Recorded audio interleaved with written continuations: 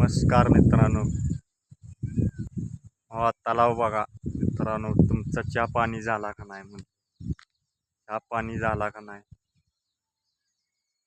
आज रात्री 9 वाजता आहे लाईव्ह. 9 वाजता लाईव्ह बरोबर घेणार आहे. तरी सर्वांनी या लाईव्ह वरती 9 वाजता बरोबर.